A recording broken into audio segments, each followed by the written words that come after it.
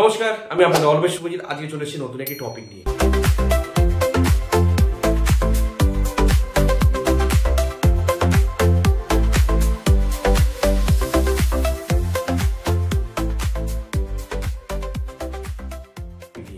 আজকে আমাদের টপিক, আমরা কিন্তু সব জায়গায় সম্মানিত হওয়ার কারণ খুঁজে বেড়াই। আর যদি সম্মানিত হতে চাই আমাদের অফিসের বসের কাছে, সব থেকে বড় ডিফিকাল্ট ব্যাপার তখনই চলে আসছে। তাহলে আমরা এই টপিকের মাধ্যমে, এই ভিডিওর মাধ্যমে আমরা কিভাবে আমাদের অফিসের বসের সামনে নিজেকে রিপ্রেজেন্ট করতে পারবো বা নিজের সম্মানটাকে পাবো। দেখুন বন্ধুরা, ফার্স্ট পয়েন্ট আমি এটাই বলবো যে দেখুন, কে আপনার সাথে কিভাবে মিশছে অফিসে সেটা না গুরুত্ব দিয়ে আমার মনে হয় অফিসে সমস্ত কাজগুলোকে প্রডিউস করা আপনার খুব দরকার, ঠিকঠাক টাইমে, ঠিকঠাক ওয়েতে, অন্তত নিজের বসের সামনে। নাম্বার 2, যদি আপনার বস আপনার ওপর রেগে থাকে, যদি আপনার বস আপনাকে দুটো কথা শোনায়, তাহলে কিন্তু এটা নয় যে আপনি রাগ করে সে অফিসের কাজটাই ছেড়ে দেবেন। এটা কিন্তু সব থেকে বড় বোকামি হয়ে দাঁড়াবে তখন। তা আপনি কি চান যে এইটুকুনি কারণের জন্য, এইটুকুনি রিজনের জন্য আপনি আপনার অফিসের বসের কারণে কাজ ছেড়ে দেবেন? একদমই নয়। দেখুন বন্ধুরা, আপনার বস ভালো হোক বা আপনার বস খারাপ হোক, সেটা দেখা আপনার কোনো দরকার নেই। আপনার কাজ হচ্ছে মাসে স্যালারিটা ঠিকঠাকভাবে আপনার হাতে আসা, ইনসেন্টিভ পাওয়া, বা আপনি যে কাজটা করতে চলেছেন তাতে অন্তত বসের নজরে আপনি ভালো থাকা। আপনার ব্যাপারে বস কি ভাবছে সেটা না দেখে আপনি আপনার কাজগুলোকে ডেফিনেট করার চেষ্টা করুন, অন্তত বসকে সে কাজগুলোকে দেওয়ার চেষ্টা করুন সঠিক টাইমে, সঠিক সময়। হ্যাঁ, এবার বন্ধুরা, যদি আপনি সঠিক সময় না দিতে পারেন তাকে কাজগুলো, তাহলে আপনি কি করবেন? আপনি ডেফিনেটলি আগের থেকে বসের সামনে সময় চেয়ে নেবেন যে স্যার আমার একটু টাইম দরকার, আপনি আমাকে একদিন কি দুদিন এক্সট্রা টাইম দিন। তা ডেফিনেটলি তাহলে তুমি বসের সামনে কি হলে, নজরেও ভালো থাকলে, আর বস তোমার জানলো যে তুমি তো তার কাছে টাইমটা চেয়ে নিয়েছো, তাই তুমি ঠিকঠাক কাজ তাকে দিতে পারলে, তাই তুমি বসের নজরে ভালো থাকলে। সব থেকে বড় অফিসের খেলাতেই আমরা ভুল করে দিই, সেটা হচ্ছে আমরা ভয় পেয়ে যাই যে আজকে আমার বসের মুড কেমন থাকবে বা আমি আজকে কত ঝাড় খাবো। আরে বাবা, তুমি ঝাড় খাও বা না খাও সেটা তোমার দেখার দরকার নেই। তোমাকে এটা মাথায় রাখতে হবে যে আমি যে কাজ করছি সেটা পজিটিভ ওয়েতে করছি, আমার ফ্যামিলির জন্য করছি, এটা ভাবো না। তাহলেই তো সব সমস্যার সমাধান হয়ে দাঁড়িয়ে যাবে, আর চাপ কি লাগবে। সব থেকে বড় কথা, আমরা আরেকটা পয়েন্টে আলোচনা করতে খুব আগ্রহী হয়ে দাঁড়াই যে আমরা অফিসে দেখছি একজন ভালো কাজ করে যাচ্ছে, আরেকজন ভালো কাজ করে যাচ্ছে, কিন্তু আমি হয়তো ভালো কাজ করতে পারছি না। দেখতে হবে যে তার মধ্যে কতটা দক্ষতা দিয়ে সে কাজ করছে, আর আমি বা কতটা দক্ষতা দিয়ে কাজ করছি।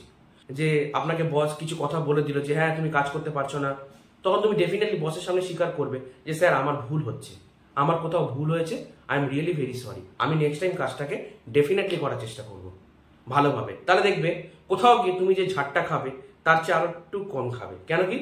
কোথাও গিয়ে তোমার বসের প্রতি তোমার একটা আস্থা দাঁড়াবে যে তুমি যেই হও না কেন, যে সে অন্তত স্বীকার করে, অন্তত মিথ্যে কথা বলে না। অধিকাংশ মানুষজন আমি দেখেছি অফিসে মিথ্যে কথা বলে। মিথ্যে কথা মিনস বসের নজরে বাঁচার জন্য, যে আজকে আমাকে এটা বলতে হবে, কিন্তু অটোমেটিক্যালি কিন্তু বসও বুঝতে পারছে সে মিথ্যা কথা বলছে।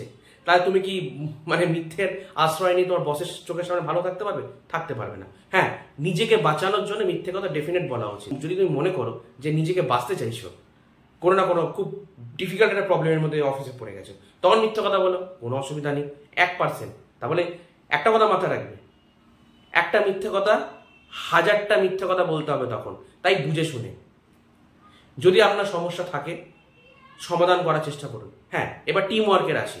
যদি আপনার দেখা যায় যে আপনার বসের ওপর ডিপেন্ড করছে আপনার টিমের প্রাধান্য কতটা হবে। যদি আপনি আপনার বসের কাছে ঠিকঠাক ওয়েতে রিপ্রেজেন্ট নিজেকে না করতে পারেন, তাহলে কিন্তু আপনার টিমে আপনার কিন্তু যথেষ্ট ভ্যালু আসবে না। আপনি দেখবেন যে অন্য একজন বেশি প্রাধান্য পাচ্ছে, আপনি পাচ্ছেন না, তখন কিন্তু আপনার মধ্যে ডিপ্রেশন আসবে। তো আপনি কি ডিপ্রেশন ফিল করতে চান? ডেফিনেটলি না। তাই এই টিপসগুলোকে মেনে চলতে কিন্তু অবশ্যই দরকার আপনার। আর দ্বিতীয় কথা, আরেকটা কথা আমি বলতে চাই, টাইমিংটা বড় ফ্যাক্টর। যদি আপনার মনে হয় যে আপনাকে আরো আধা ঘন্টা বসতে হচ্ছে ছুটির পর, বসবেন, অবশ্যই বসবেন, প্রথম বসবেন। তারপর যদি আপনার সমস্যা হয় সেটা আপনি বসের সাথে খোলাখুলি আলোচনা করবেন। দেখুন, কথা বলতে হবে বন্ধু। আপনি যদি না বলতে পারেন, আপনি যদি আপনার কথাটা না বলতে পারেন, তাহলে কিন্তু মানুষ পেয়ে বসবে। ঠিক আছে? কোনো নেগেটিভ থট শেয়ার করবেন না। আপনার বসের নামে যদি আপনার কোনো কালিগ কিছু কথা বলতে চায় বা খারাপ কথা বললো, আপনি আবার সেই কথাকে ধরে নেবেন না, কারণ এটাও কিন্তু একটা বড় চাল হতে পারে। দেখা গেল সেই আপনার অফিস কলিগ আপনারকে মিথ্যে বদনাম দেওয়ার জন্য আপনার অফিস বসের সামনে আপনাকে ডাউন করলো।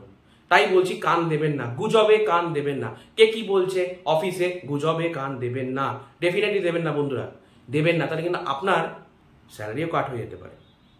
খুব সাবধান। Professional life, private life, professional life যাই হোক না কেন, খুব ডিফিকাল্ট। তাই এই কটা পয়েন্ট যদি আপনি মেনে চলতে পারেন আরও বেটার হবে।